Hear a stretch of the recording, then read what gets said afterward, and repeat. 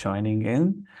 We are about to start our program titled as Gita Genius for all the geniuses who have joined us today morning from IST, EST, or AEST, different time zones. Thank you all for joining in. I'll offer a quick prayer and then we'll have a discussion. As you all know, this is just a 30-minute short interaction where we are planning to discuss from Bhagavad Gita.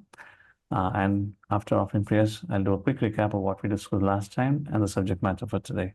Okay? Om Ajnanatirmirandasya Jnananjana Shalakaya Chakshurun Militam Yena Tasmai Shri Gurave Namaha Namam Vishnupadaya Krishna Prasthaya Bhutale Srimate Bhakti Vedanta Swami Niti Namine Namaste Saraswati Deve Gauravani Pracharine Nirvishesh Shunyavadi Pashatayadi Shatarini Jai Shri Krishna Chaitanya Prabhu Nityananda Shri Advaita Gadadhar Shivasadi Go Bhaktivinoda Hare Krishna Krishna Krishna Hare Hare Hare Rama Rama Rama Hare Hare. So welcome all of you. So last Sunday we actually started this program and that's how we thought let's do it full-fledgedly, have a dedicated forum for teenagers. So we're just not only going to have 30 minutes discussion, there are a lot of activities planned out. I'll share details with our coordinators and they'll share with all of you our plan for this forum for teenagers exclusively. So last Sunday morning, or the first topic that we had was context versus pretext. Why did Krishna spoke Bhagavad Gita and what was the reason for the origin of Bhagavad Gita or the history of origin of Bhagavad Gita? And for that, we had studied chapter number 4, verses 1 to 3. Our coordinator will share the verses with all of you, those who missed last time. You can read it out and we can request your parents also to help them read this verses, Madhurada. So chapter 4 to verse number 3 and also chapter number 9, verse number 2 in particular. So these are the 4 verses largely we had discussed and the essence, the gist of it was Bhagavad Gita was spoken not just to clarify the doubts that Arjuna had. In fact, Arjuna had become Nimitta Matram Bhavasavisachi. He had become an instrument at the hands of Krishna for this Bhagavad Gita to be spoken. Krishna wanted to speak Bhagavad Gita. Why? Sakala Neha Mahata Yoga Nashta Parantapa. Because the science of yoga was lost over a period of time. Therefore, Krishna chose to speak it, and the occasion became the battlefield of Kurukshetra. Why did he choose that? That's still a subject matter for us to discuss. We'll discuss it shortly. And then what is the nature of this science of yoga which Krishna is delineating or teaching it to Arjuna? Krishna speaks about this profound wisdom in chapter number 9 and verse number 2. At least let's take a look at that verse and then we'll begin our discussion for today. Let me share my screen. All of you hopefully can see. This is 9 chapter verse number 2. Rajvidya Rajguyam Pavitram Idamuttamam. If I remember, I guess we also discussed about what is the importance of reciting shlokas. And for that purpose, I had quoted 17 chapter verse number 16 for that. So again, we can mark it as a note and can be shared with the students. So Krishna says, defines the nature of this knowledge. Raja Vidya, Rajaguyam, Pavitram, Idamuttamam, Pratyakshva, Avagamam, Dharmyam, Susukham Kartam Avyayam. Krishna tells Arjuna, the wisdom that I'm sharing with you is the highest. Rajvidya is the king of knowledge. Rajaguyam is the most confidential. Pavitram is the purest. Uttamam, transcendental.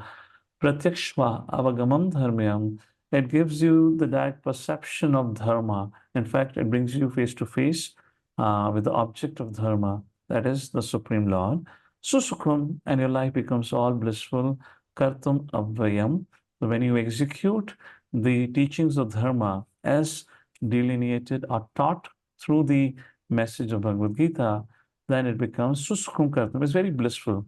Avyam, it is everlasting. So, two things which are mentioned here, with which I'll begin our discussion for today. Krishna calls this knowledge as the king of knowledge, Rajvidya, and he also says this is the most confidential knowledge. And we also saw in the fourth chapter, verse number 2, Krishna said, Imam Raj Rishiho Vidu. Hey Arjuna, this knowledge of Bhagavad Gita, which I'm telling you now, was earlier spoken by me to the sun god Vivaswan, and then to Manu, and then to Ikshvaku, and within the Ikshvaku lineage, Lord Ram appeared. And Krishna says this knowledge is meant for Raj Rishis. This is not for ordinary individuals. This is meant for Raj Rishi. The question comes now. Krishna defines that this knowledge is meant for Raj Rishis here.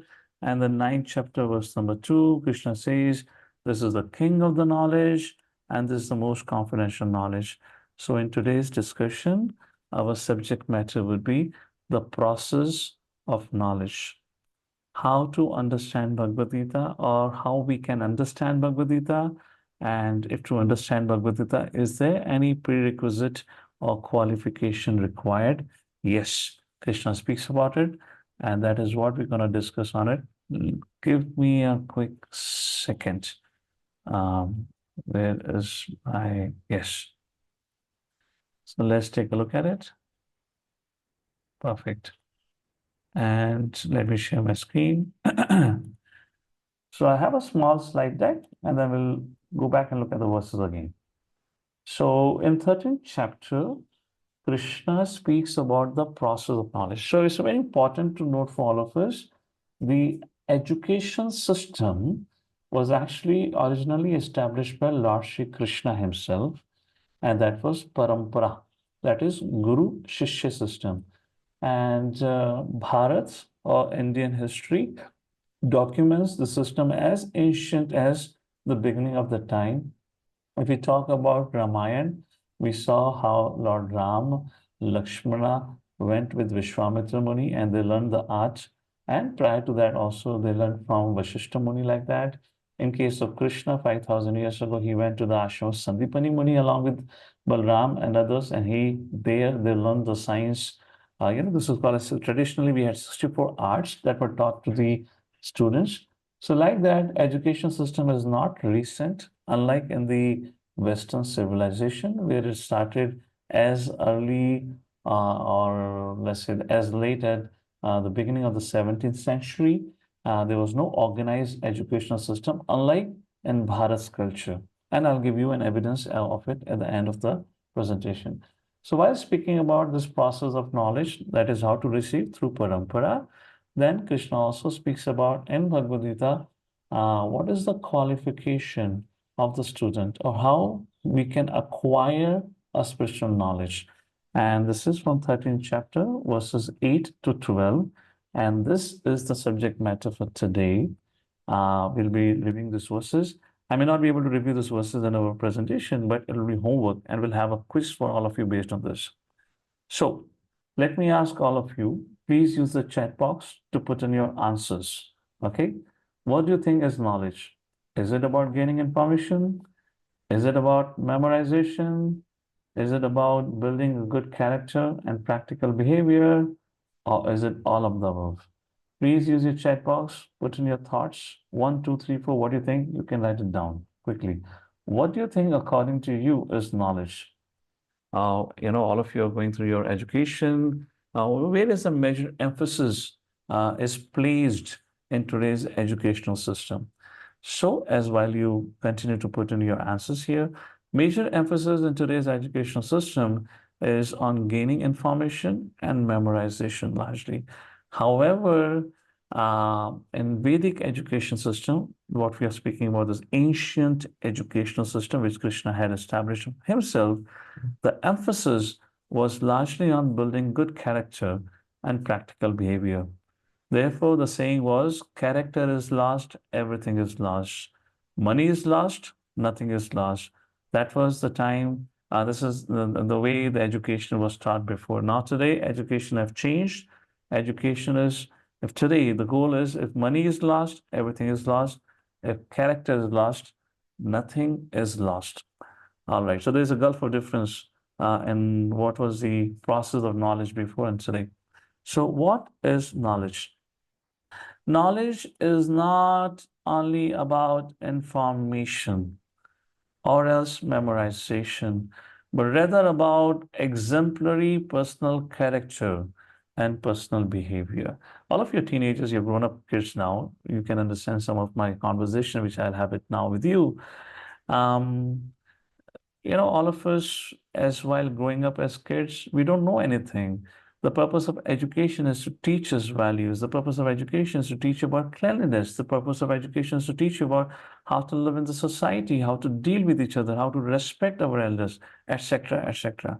This is called as practical conduct or practical behavior. If the goal of education is everything but what we just discussed. In other words, the goal of education is that you become selfish, self-interested, and to fulfill your selfish goals, you can go to any extent. And that is not education because we don't need education to fulfill our selfish interests. We need education to learn how to live with others, how to cooperate, and how to love others. Therefore, post Second World War, I'm not sure how many of you as a teenagers would know, back in 1940s, there was a Second World War. Some of you who are staying abroad might read about this in your history books. The Adolf Hitler leading the political arena of Germany in those days and years was responsible for the brutal torture of and killing of millions of Jews. And one of the survivor Jew of that concentration camp that Hitler has built around in Germany and many other places in Europe, he wrote a letter somewhere around in 1952 or 53 to describing the state of education. And he said, we were live experimented. Without anesthesia, our body was operated and we were live experimented by the doctors, well-educated doctors. And we went through all these atrocities, not at the hands of animals, but at the hands of very educated individuals. And like that in that letter, this gentleman raises the question, what our education has brought us to? What level or what quality of life and understanding of how to deal with each other? So that had been the emphasis from the beginning of our Vedic education in terms of how to develop values, character, respect, cooperation, and also practical behavior like this. So here Krishna speaks about who can understand Bhagavad Gita. You can receive Bhagavad Gita in parampara, but you have to have certain qualification also to help us understand. Krishna makes a point about this very important topic of caliber versus character.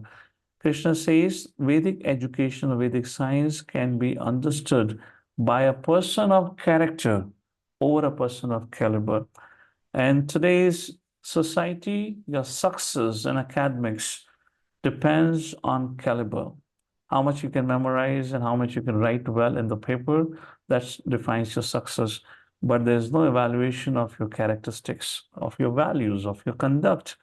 However, spiritual subject matter or the Vedic sciences, the broader subject matter of Vedic sciences in general, has very less to do with caliber. It's not that caliber is not required, it's definitely there, but the major emphasis and the qualification is of character. A lot to do with the character. Are you fitting to accept this Vedic sciences? In other words, when you get educated, are you going to use it for the well-being of the society, or are you going to use it for your own interest and give no regard to the well-being of the society?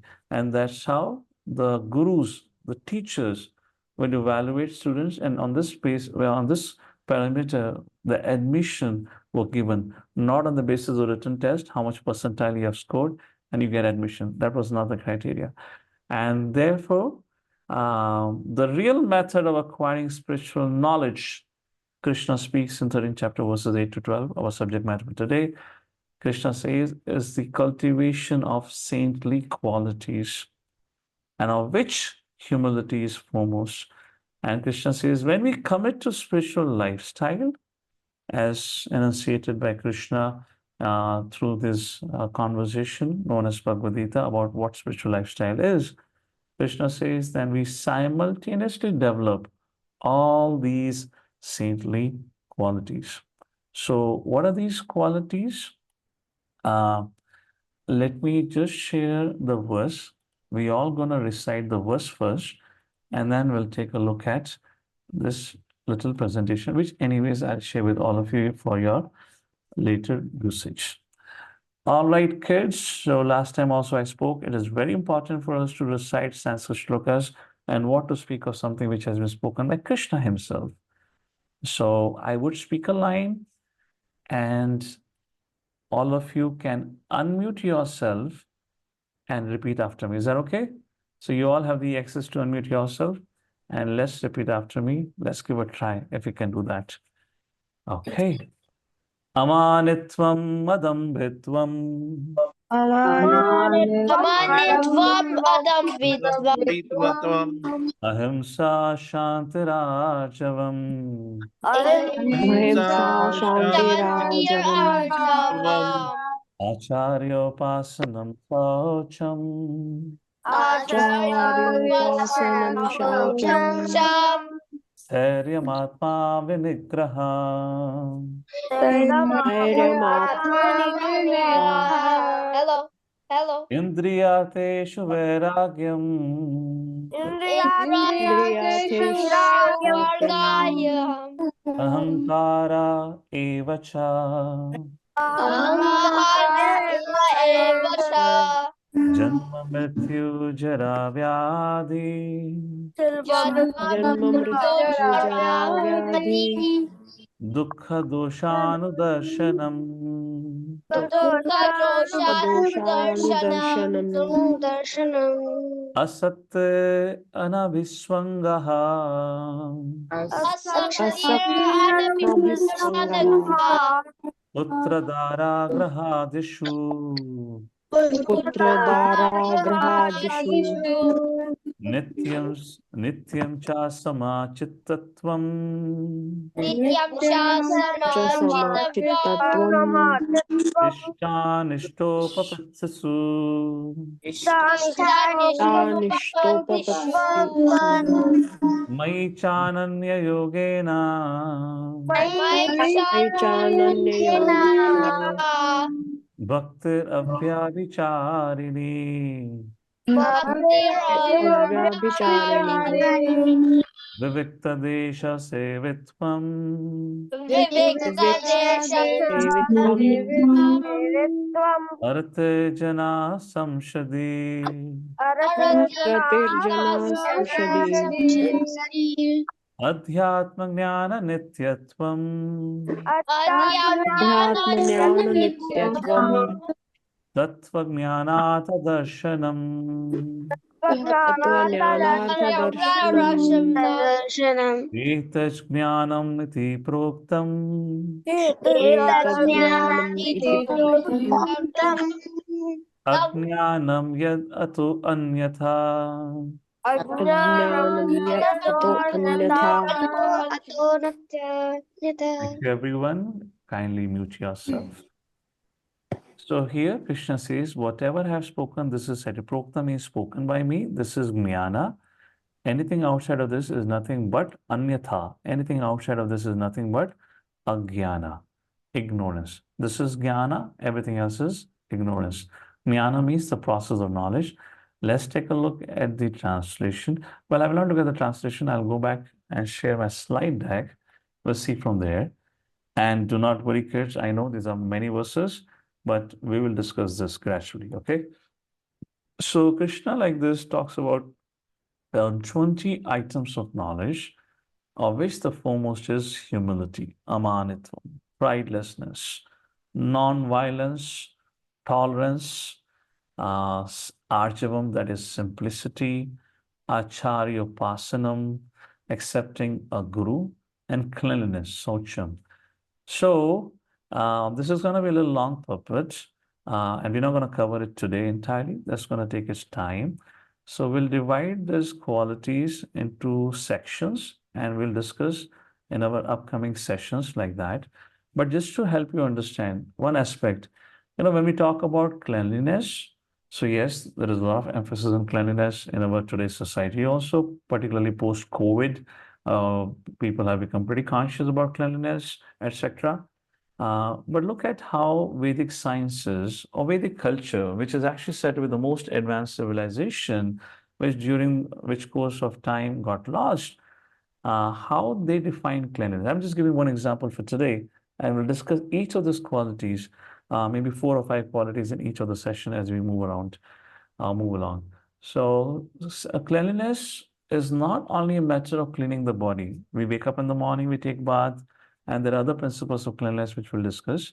However, the cleanliness also means, let me quote a Smriti shloka for all of you, and let's see what Shastra defines cleanliness.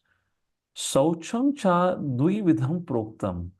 Proktam means it is said, cleanliness is of 2 types. Dvividham means of 2 types. Bhayam, Abhyantaram Tatha. What are the 2 types of cleanliness? Bhayam means external, Abhyantara means internal. External cleanliness is by taking bath, but there is also internal cleanliness, which refers to the cleanliness of the mind. Mraj Jalabhayam, Mraj Jalabhyam. How do you make yourself externally clean? By taking bath with jala, with water. Smritam bhaiyam. And smritam bhaiyam, bhava shuddhis tathantaram. So you clean yourself by process of, through water. And earth means you can say the soil, which means the soap like that. And how do you internal clean yourself? Bhava shuddhis tatha antaram. Smritam bhaiyam bhava shuddhis, which means the purity of mind is said to be a subject matter of internal cleanliness. In Bhagavad Gita, therefore, Krishna speaks at length, many, many verses about the science of mind, how an uncontrolled mind becomes a worst of enemy, and how the controlled mind becomes best of friend. This all subject matter, we'll take it as we move along. But just to do a quick recap, and we'll read the translation of this verse and continue our discussion maybe next time because it's probably close to time and maybe have some question answers here. And before that, I have also one more point to make before we end today. So process of knowledge is what we are talking about. How do we study Vedic sciences? What is a prerequisite? And among Vedic sciences, the best of the science is the science of yoga, spoken by Lord Shri Krishna, which is known as Bhagavad Gita. So we understand and receive this knowledge from the bona fide teachers. But what is a requirement of a student is what we are discussing, which is described by Krishna himself in Bhagavad Gita. And how to acquire this knowledge? Krishna speaks 13th chapter verses 8 to 12. And these are the process, or this is how we can understand Vedic sciences. What are the qualifications? Humility, pridelessness, non-violence, tolerance, simplicity, approaching a bona fide guru, cleanliness, steadiness, self-control, renunciation of the objects of sense gratification, absence of false ego, the perception of janam mrityu jara vyadhi, detachment, freedom from entanglement, even-mindedness, pleasant, unpleasant events, uh, constant, unalloyed devotion to me, aspiring to live in a solitary place, detachment from general mass, accepting the importance of self-realization, philosophical search for the absolute truth. All these I declare to be knowledge, besides whatever they are or they may be is ignorance. This is the subject matter of moral education, which should be given to the teenagers and kids above teenagers. If somebody have joined the forum, if they're younger to teenage years, let's say, of course, teenagers start generally from 13 years. I'm counting from 12 years. If somebody is younger than 11 or 10, they're going to find the subject matter difficult. So I'm telling you upfront about it. So we'll continue. We're looking into these qualities. So next few weeks, we'll define and discuss what is humility, what is pridelessness, what is nonviolence. And for every session, we'll take 4 to 5 qualities and discuss, and maybe have some question answer and quiz on that. But before we conclude or open the forum for any clarification here, this whole science or the Vedic education system was based on the parampara system, which means there used to be Gurukul, where there would be a guru who will be residing there, and the students will come, join the ashram, and they will take education. There used to be a boarding school where students will even live with the teacher, and teacher would generally be not only a renounced order, would be a grihastha, husband, wife. Dronacharya was not a renounced order. He was married. So was Kripacharya, etc. If you look into the history also. Or else there would be a day school where the students will come, get education, and go back. Both the things were there. Now, in today's society, we may not find any of that Gurukul system surviving. So that brings us to a very important question. Just like Krishna said, Sa kalaneha mahata yogo nashta parantapa Arjuna, the science of yoga was lost under the influence of time. We can say the same thing, Sa kalaneha mahata Gurukul system nashta parantapa. With the influence of time, this Gurukul education system, our traditional education system, the ancient education system was destroyed. How it was destroyed? There's a very beautiful video that I would like you all to see.